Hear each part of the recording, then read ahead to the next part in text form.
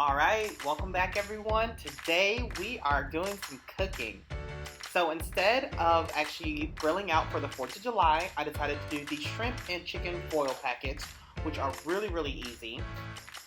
I am going to run through these ingredients again so you can see it. I do use chicken breast, peeled shrimp so they don't have the thing on them anymore, sausage, corn, potatoes, Old Bay, and parsley. So here are my ingredients. I am going to actually season everything, but this is before I did that. You see my potatoes are already seasoned. My chicken I'm going to be seasoning, but I had to cut it down because the pieces were so big.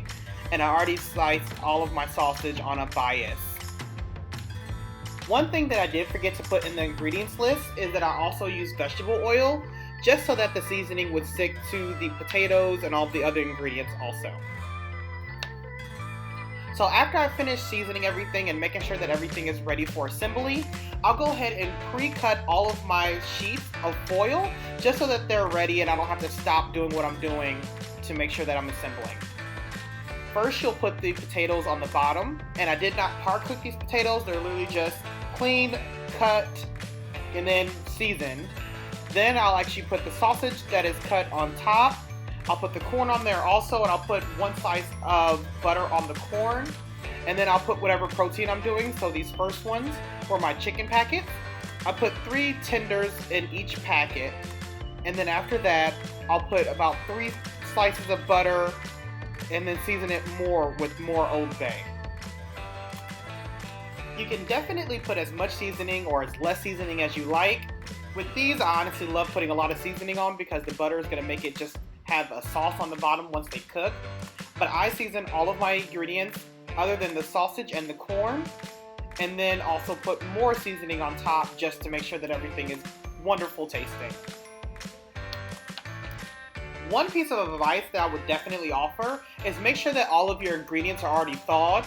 So you don't want to use any chicken or shrimp or corn or sausage that is still frozen or still a little bit too frozen, because obviously that water is going to stay within the packet and make it watered down a little bit. I unfortunately forgot to thaw my corn before actually assembling. It wasn't too bad because corn doesn't retain a bunch of water, but I can definitely see the difference based off of what I've done before.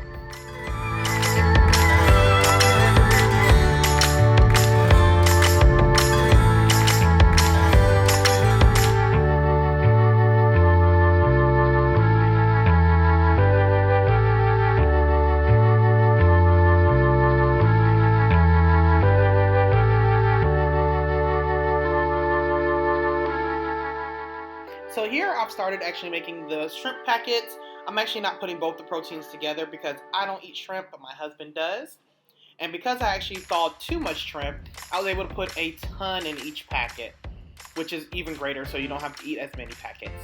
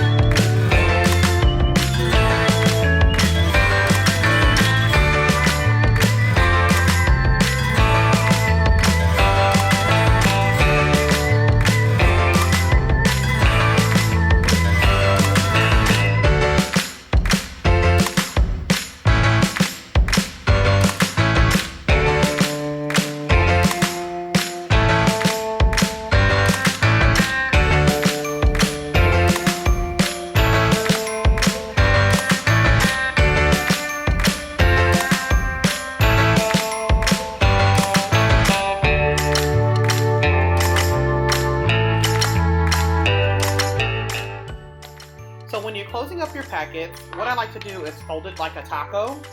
Roll it down as much as possible and as tight as possible. You want to make sure that you don't have any slits in there.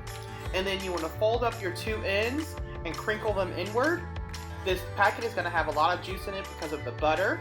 And you want to make sure that none of it's going to end up seeping out. So I like I said, to fold it like a taco, crinkle it all the way down and make it as tight as possible. And fold those ends in and crunch them inward.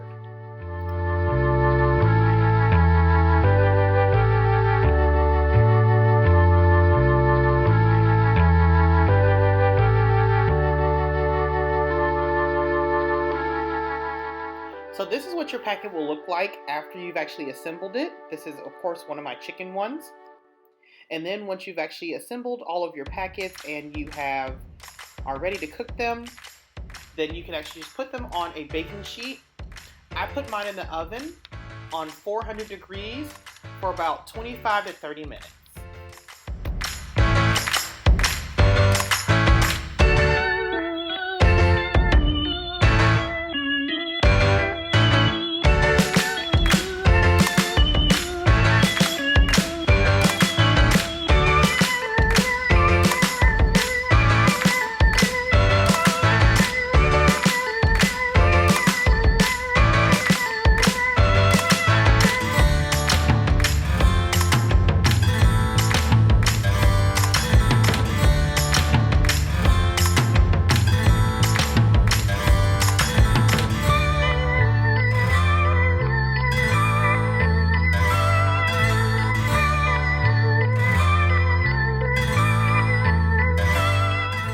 So while we waited, we actually got to see some fireworks that were going on in our neighborhood.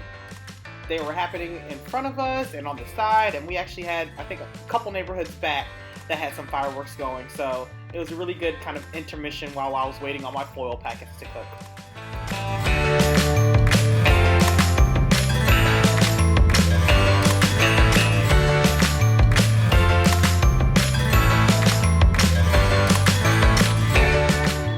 So here's what they look like once they are done. Of course, you can open one of the packets up and check to make sure the potatoes are cooked. Just to make sure before you take them fully out of the oven. But as long as you chop your chicken and your potatoes up in smaller pieces, putting them in the oven for 400 degrees for about 20 to 30 minutes should work perfectly. You see here, I was using a plastic cheap fork, and honestly the potatoes just literally were falling apart because they were just done all the way.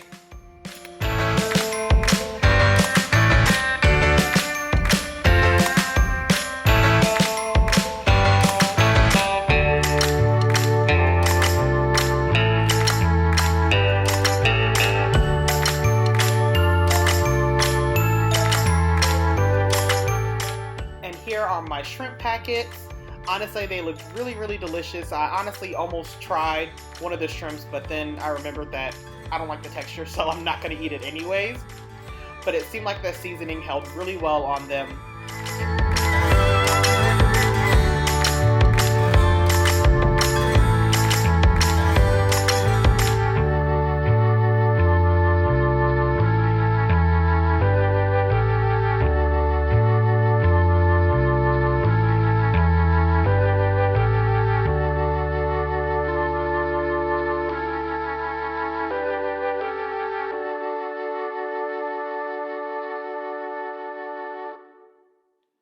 Overall, I was really happy with the way that this turned out. This meal and this dinner is one of my husband's favorites, so I'm glad that I got to make it again. Hopefully you've enjoyed watching me make this. Let me know in the comments if you're actually going to try to make this at home and how it turns out. And let me know if you see another recipe that I should try. But until then, see you next time.